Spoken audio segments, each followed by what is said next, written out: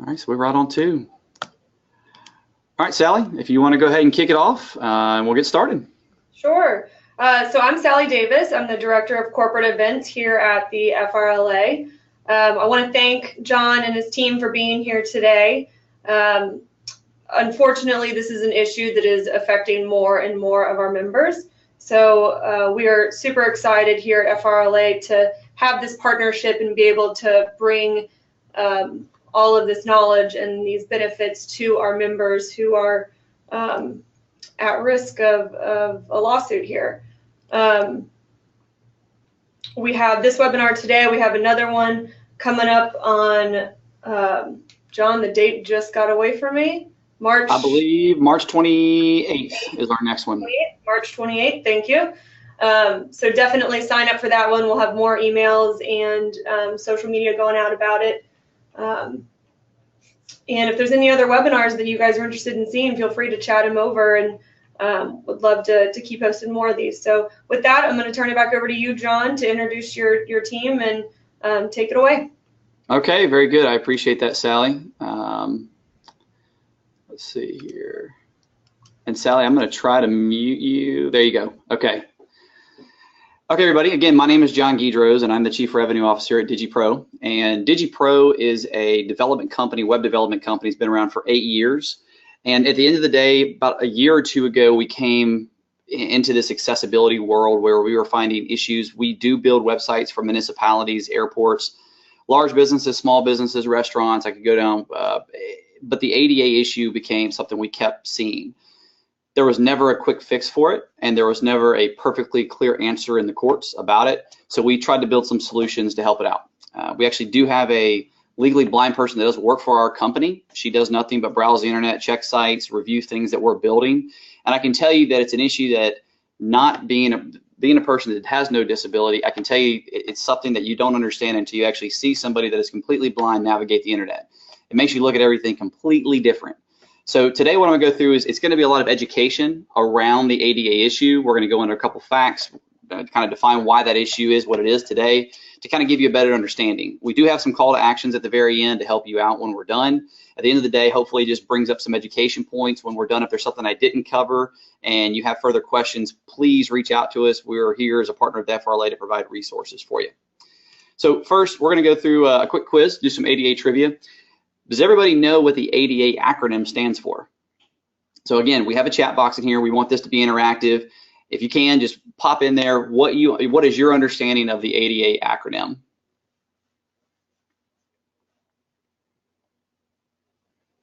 Okay, so several of y'all are responding, yes, Americans with Disabilities Act, correct. Next question, do you know when the ADA was written into law in the United States? So I see one correct answer here. Let's get a couple more.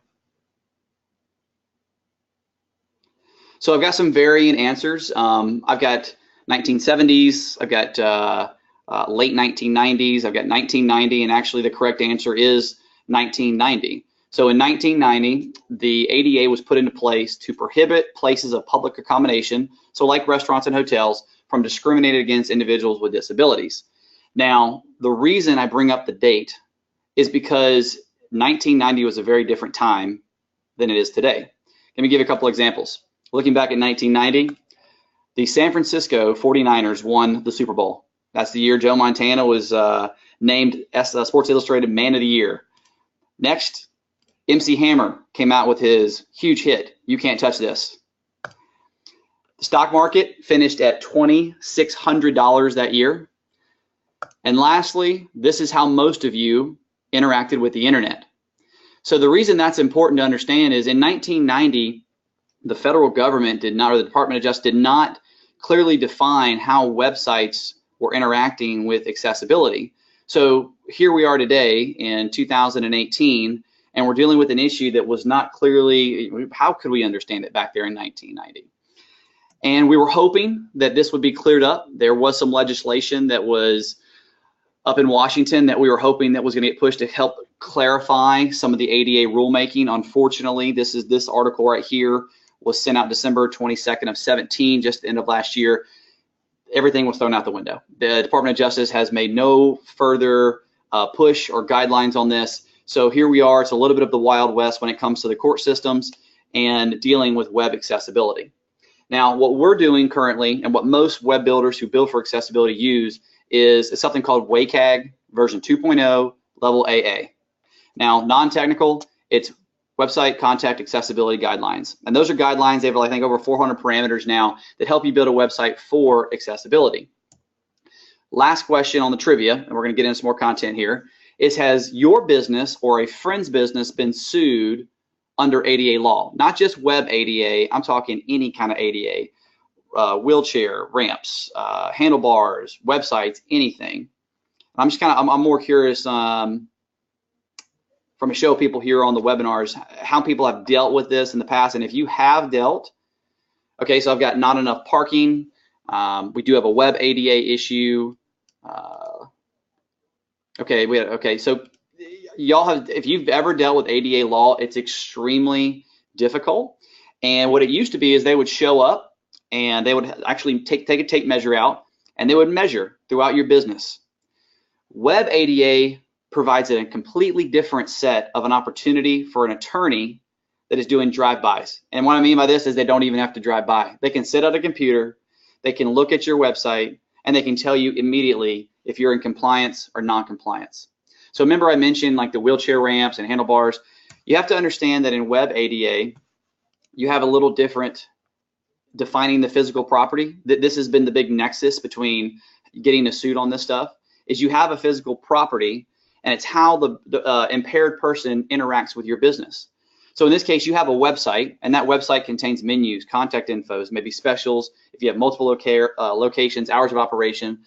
An impaired or a non-impaired individual has to still be able to interact with that website that is a physical property of your business. I know it's not physically, and like as far as you can touch it, feel it, but that is representing you on the internet. So simply put, your website must provide equal access to everybody that is on there. So a couple definitions of somebody who has a disability using the internet is somebody who is literally physically blind. And I remember the first time somebody asked me, well, what do you do? I was like, well, I help blind people read websites. They're like, what are you talking about?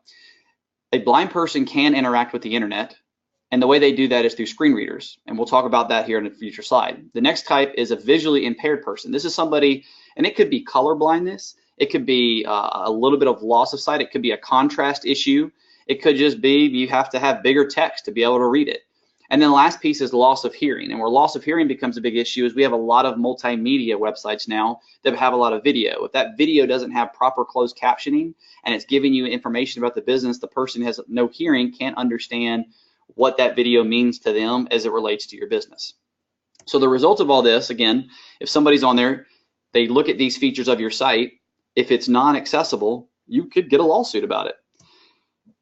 The same website we mentioned earlier, which is a great source, it's in the handouts we mentioned, came out with this graph showing that in August of 15, this shows you by industry the federal website lawsuits that have been getting sued. As you can see, hospitality, restaurants, retail are getting hit the hardest. And for those of you, and I know most of us here are in the state of Florida, we are getting hit the hardest by far compared to other states. Other states are like, I know California's been on the rise and some other ones, but Florida's been by far the worst. And what has happened is there's been a couple serial lawsuits going out where one person, I believe in the Miami area, hit like 200 and something businesses in a matter of a month or two. And it's something that's frustrating because you have to understand that in the lawsuits, when they're presented, the person with the disability can receive no compensation for these lawsuits. The only people that are getting paid on this are the attorneys that are filing them in the terms of this on a web accessibility conversation.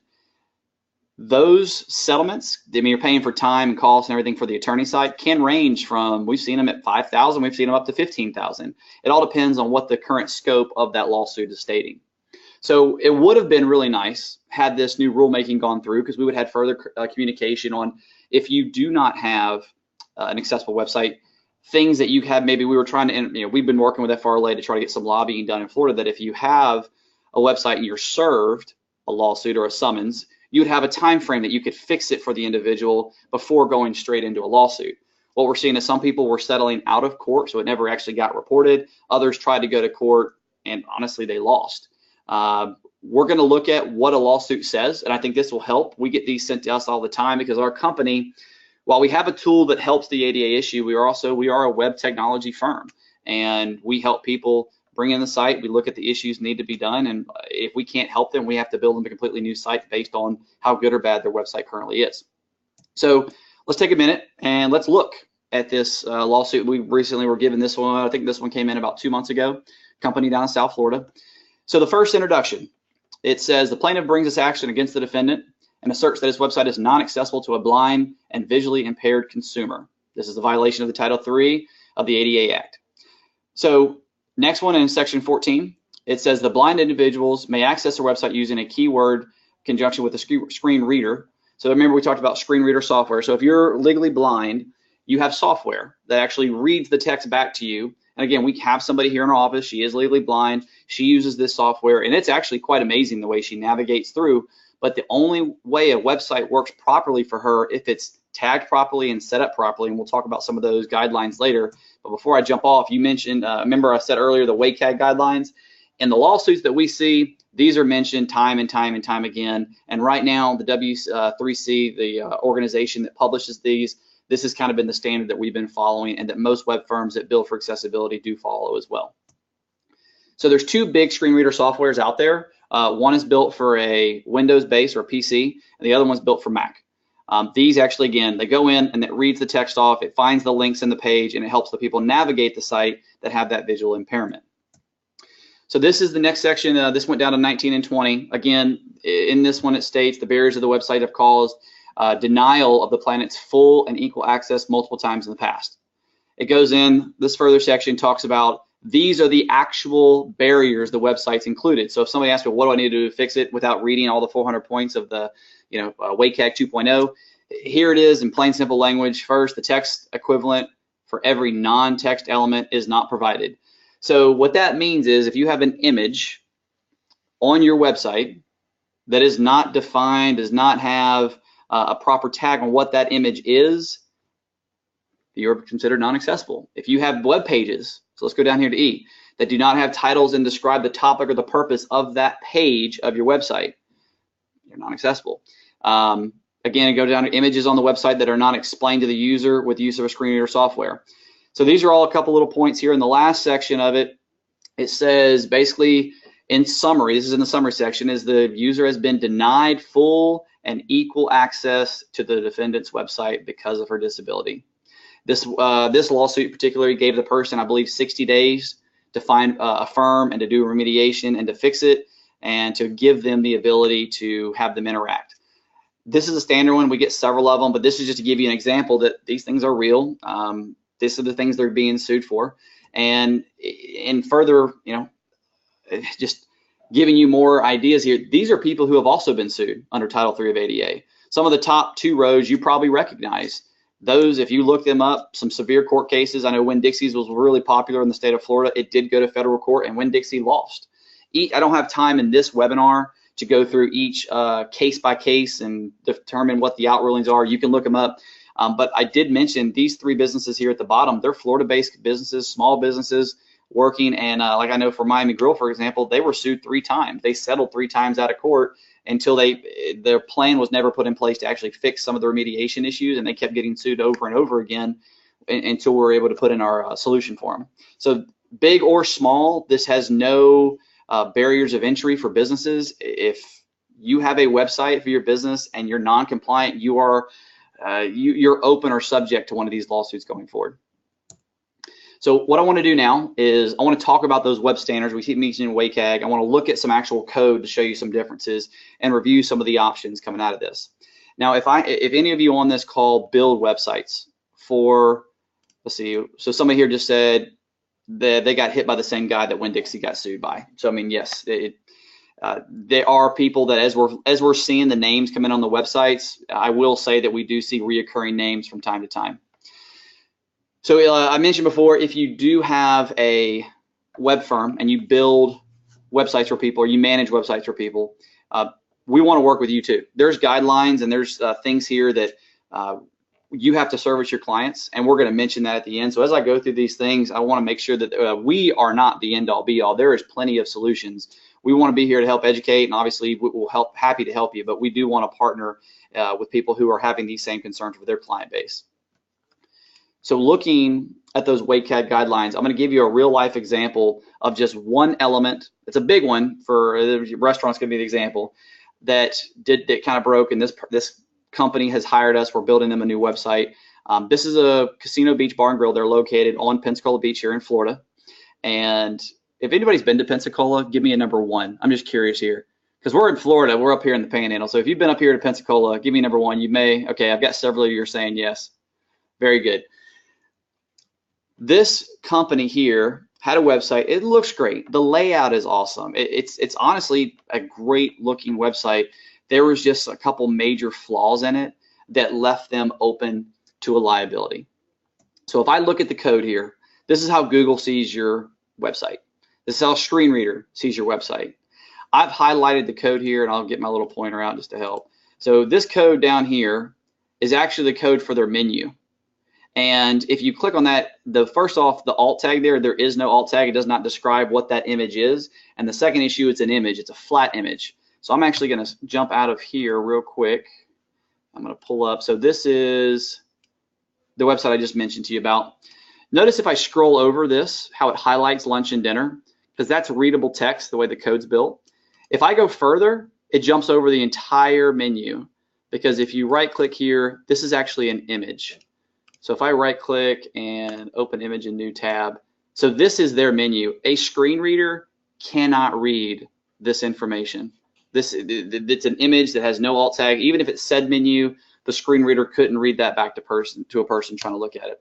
Furthermore, there's no way for them to change the size of the font. Now this is their new website. So this is the one we're currently building for them. This is their new menu section. As you see here, if I highlight, everything is highlightable, and all the different sections of the website or of the menu, same thing, they're dynamic, and everything can be read by a screen reader. I know it's just one quick example, but it's one I just wanted to give you an idea that looking at the code, again, this is how Google sees you. So this is the stuff that we have to work at to make sure that it's correct for the end user who's going to be using it. Questions so far? I know we've talked about a ton. If you have any questions, now's a great time. Let's go ahead and take a couple, and if I can't get to all of them, we'll go check it out. So first question is, what is an alt tag?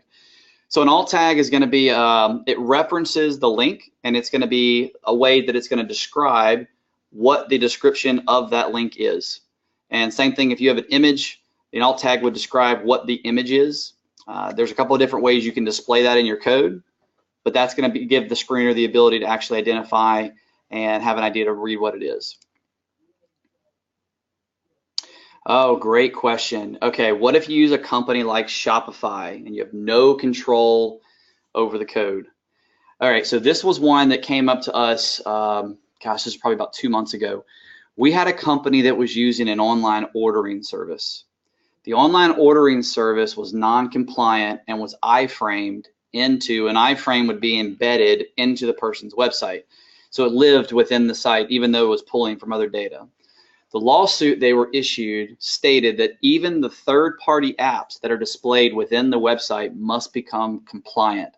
So not only are you responsible for the website yourself, your content, but it's also the content of the third-party apps that are running within your own website. That was a major, and when it hit us, we were like, okay, this is a pretty big ruling. So if you run Shopify within your site, and you're a place of business that's in the criteria of, like, let's say you're selling merchandise for your restaurant, you could have an issue there. I have to make a disclaimer. I am not an attorney. We are not attorneys. So any advice I'm giving you here, I'm giving you under case-by-case basis of what we've learned.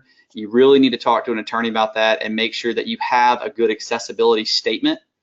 And the accessibility statement's a big one, because if you have an accessibility statement within your website clearly defining that you're working towards remediation, you're doing things to help fix any elements, and we build these all day long, so I mean, I won't go into full depth of what an accessibility statement has, but that if an impaired person reads that statement, you have to give them the ability to get in touch with you.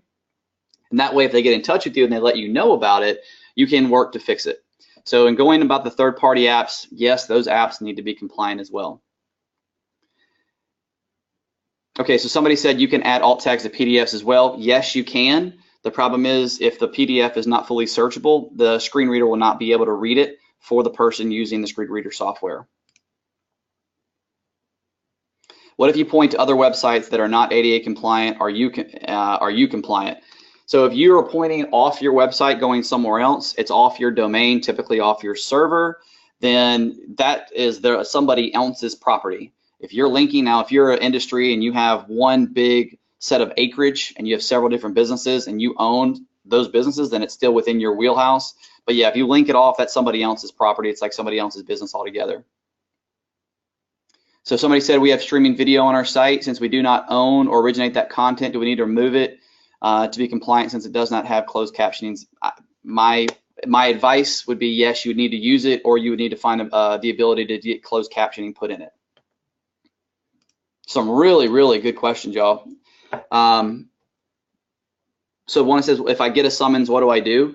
So that's a question that if you get it, you need to read it. You need to talk to your attorney first. Obviously, each summons or each lawsuit comes with a different set of criteria, and that criteria will kind of outline what you need to go and what you need to do in the next coming days, weeks, or months.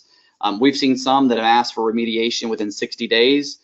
We've seen some that say 30 days. At the end of the day, the goal of a summons or a web ADA lawsuit is to get accessibility for the person who's trying to interact with the website. That's the goal of it. So that should be the ultimate, reaching the pinnacle of the mountain. That's what you're trying to do. How you get there, we'll actually talk about that here in the next slide.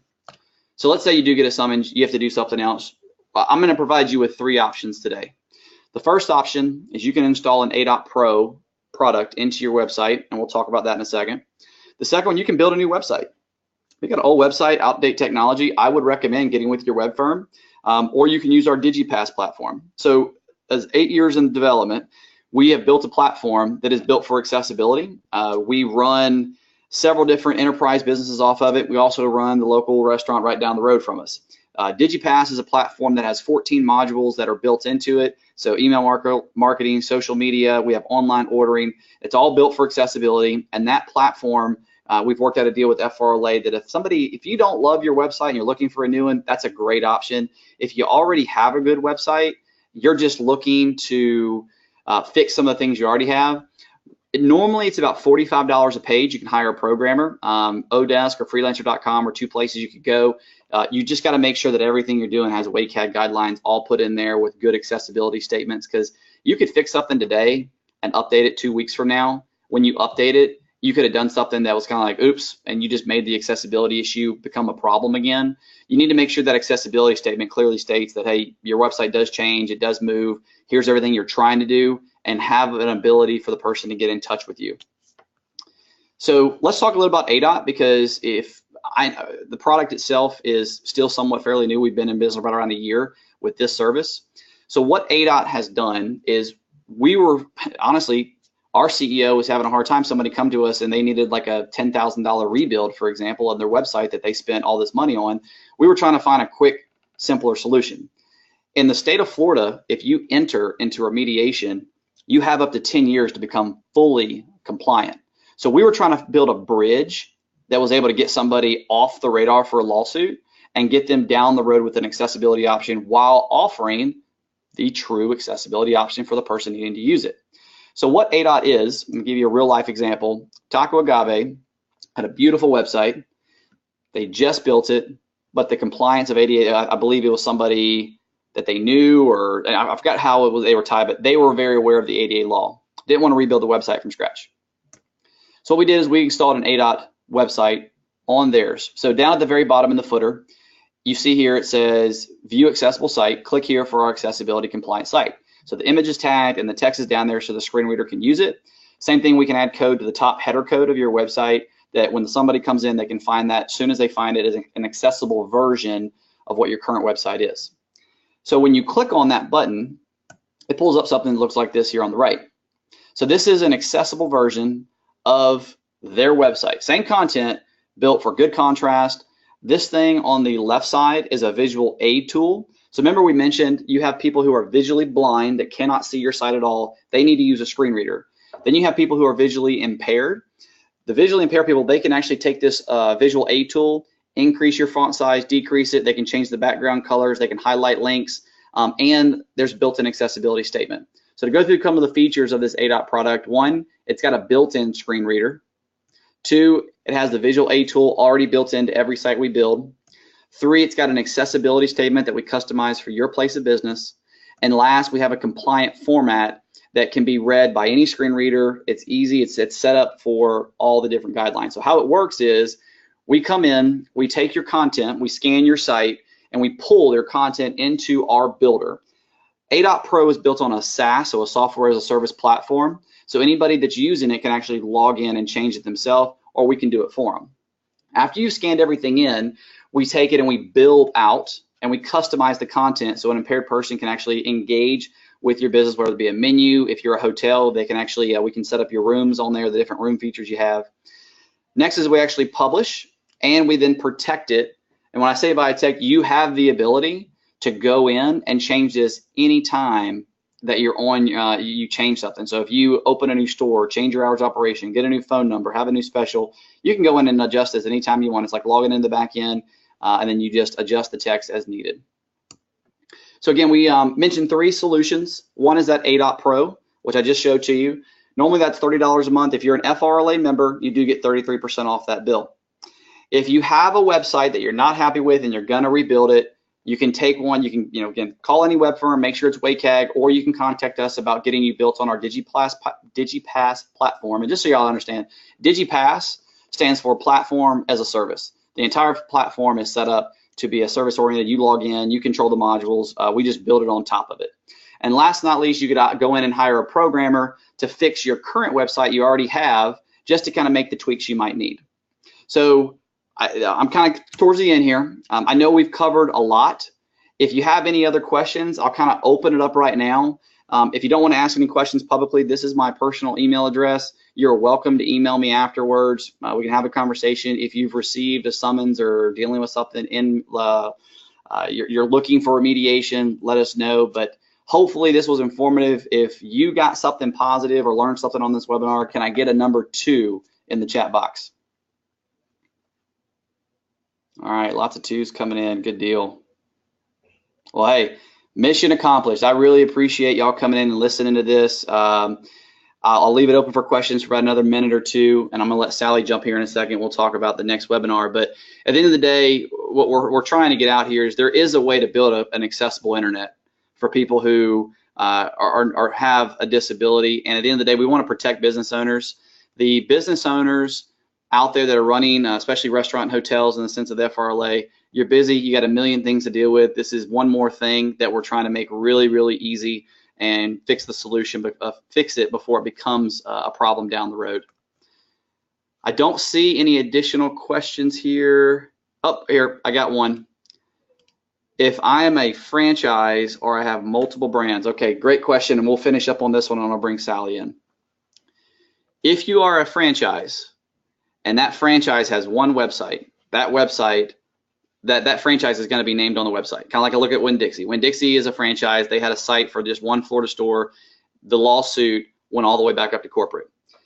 If you are a franchise and each franchisee has their own website, then you need to be looking at personally, yes, you're liable, and so is the franchise. So we have our platform. We've actually talked to several franchises where our system has the ability to mass scale. We can actually launch 1,000 different ADOT products within a matter of a couple weeks. So that is an issue. If you have multiple brands, the way I explain to this, don't think of it as multiple brands. Think of it as how many domains you own. Every domain is looked at like a physical piece of property. So that domain needs to be compliant. If you have 9 brands, but they're all on the same website, that one website just needs to be fixed. If you have 9 brands with 9 different websites, you have 9 opportunities for a web ADA lawsuit. So hopefully I cleared up that question for you. And let's see if I got any more. Is ADOT only for restaurant and hotels? Actually, no, ADOT can work on any website, not a problem. It's really just built, we built it initially for the restaurant and hotels simply because of the niche that we're in, but you can use it. We have templates and we have setups for any business. General cost, so the ADOT product only costs, for FRLA members, is only $20 a month. We have services that if you need help building it, we can help you, but it's only $20 a month, so less than $300 a year, you get yourself off the radar, and you have a full web accessible version. If you're looking to build a brand new website from scratch and you want us to help you with a design, all of our websites start around $1,500 for our basic build. Keep in mind that $1,500 price, it builds out your new website, but we do ask that you stay within our guidelines. And so if somebody calls us and says they want to fly an airplane going across their their website, we simply say no. But hopefully that helps. That's a general cost on building a brand new website. Like I said, start at $1,500, then you just got your monthly fee to host it and manage it on our platform. If you're looking for just ADOT only starts at $20 a month. All right, Sally, I'm going to try to find your name on here. There you are. All right, Sally, you were unmuted, so I'll bring it in here for this last slide.